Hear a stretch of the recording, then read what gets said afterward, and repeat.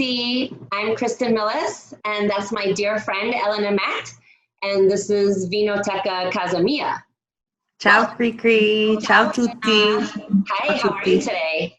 I'm okay. I'm so excited that we're doing this. I know, I am too. I'm particularly excited that we're starting with Lambrusco because it's a wine that's very near and dear to my heart. Exactly. And I think that the idea of this whole segment and future segments is to introduce people to wines that they may not know and try to help them think about outside the box food pairings a little bit. So that's why I'm glad that we're going to start with Lambrusco also, because there's so many possibilities. Especially because I think a lot of people who think about Lambrusco today are maybe picturing a very sweet wine that their mother or grandmother drank back in the 70s, Exactly. Winery who shall not be named, but Lambrusco has such a range of both grapes and styles and flavors. Mm-hmm. And so the wine that we have today that we both love very much, and it comes from the region of Emilia-Romagna in central Italy. There is Lambrusco made in other places that you know very well, but for most of what we see in the U.S., the Lambrusco is coming from Emilia-Romagna. And so what's all of this on this label here? There's an awful lot on this label. Let's break it down a little bit. So I'll read it to the folks at home. And I'll read it not in order that it's listed on the label, but in order of information. So you have Cleto Chiarli e figli down here. That's the producer, Cleto Chiarli.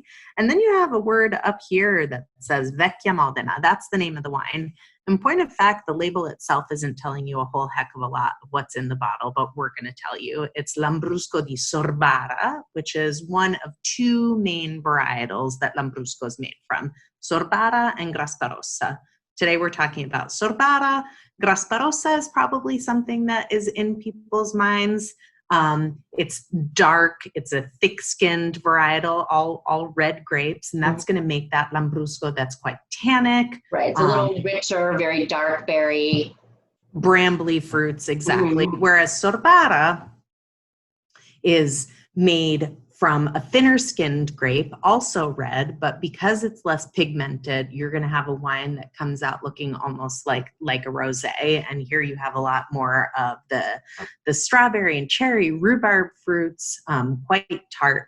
But all Lambrusco can be made in a range of sweetness. So anyone who's thinking Lambrusco, oh, that equals a sweet wine, it's not so. It can be sweet and it can be dry. Right, and most Sorbara, because of the thinner skin, the higher acidity, most Sorbara, I believe, are dry. They're very crisp, have a really nice kind of like a crunchy, tangy note to them. So we get to all this talking about it is making me want to taste it. But I think, Cricri, we're going to need to explain to those of you at home what this closure is all about. Elena. Yeah, so what is this? This is called a graf, and that's spelled G-R-A-F.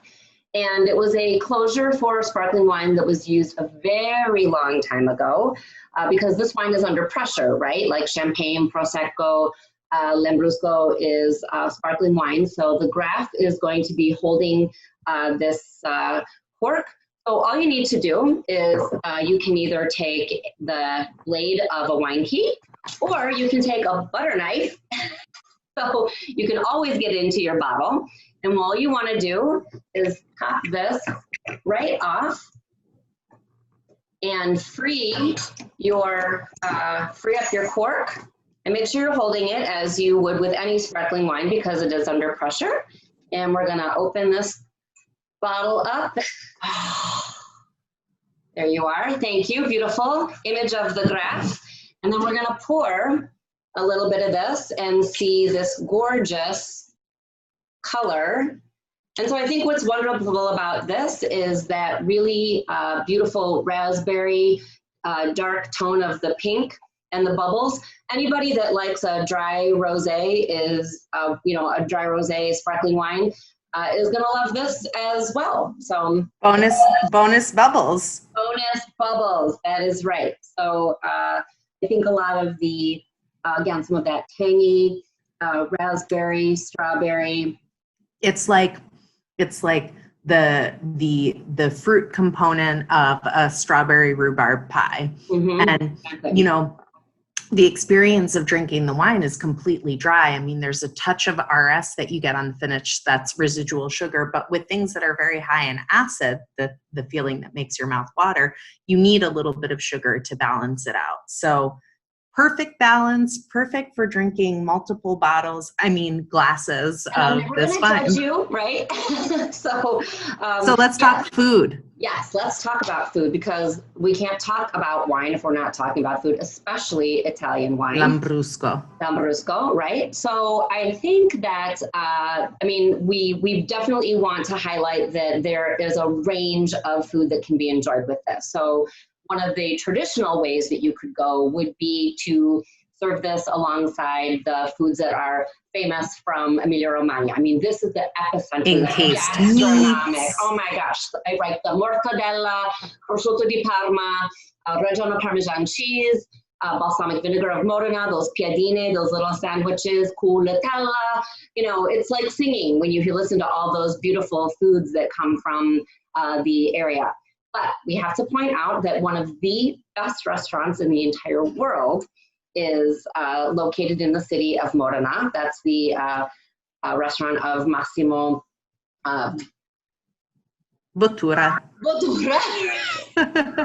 You were getting distracted thinking back to your meal there. It made you momentarily forget when his we went name. to Osteria Francescana, and there were all sorts of wonderful Lambrusco wines on that wine list. And then, but what's another really good pairing for this, Elena, my friend? So we've been talking about this interplay between acid and sweet that Lambrusco has, and in particular, that acidity really calls for full flavors. That's why the region, the cuisine of Emilia-Romagna is so enmeshed with a wine like Lambrusco, all of this stuff with fat in it. But you know, the sort of triumvirate of sweet, salty, and fiery of Southeast Asian cuisine is also, I think, a fantastic match for Lambrusco in general, but specifically Vecchia Modena. So for those of you who are doing takeout in COVID times and you have a great Thai restaurant, I really recommend Thai food with Vecchia Modena.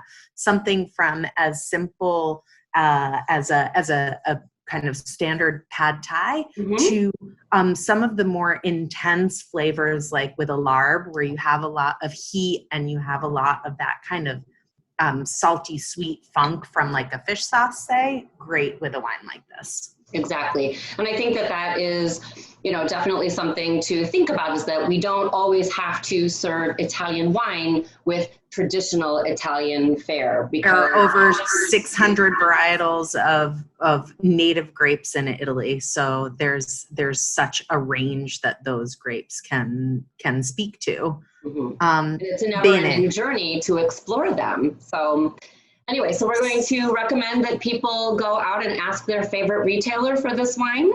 And ¿cuánto costa, Chipka? It's under $20 on the shelf. Right? There'll be a range regionally, but you're looking at somewhere between $15 and $18 on the shelf. Exactly. Now you know how to open it. And you know how to say it. You know how to drink it. Lambrusco di Sorbara. We hope that you will join us next time Kristin and I get together to talk about what Italian white wines you should be drinking if you love Chardonnay. Exactly. So Vinoteca Casa Mia, we're just going to kind of help you the same that a wine shop would help you on your little journey here. So alla prossima, all right? Alla prossima. Ciao tutti. Ciao Elena. Ciao.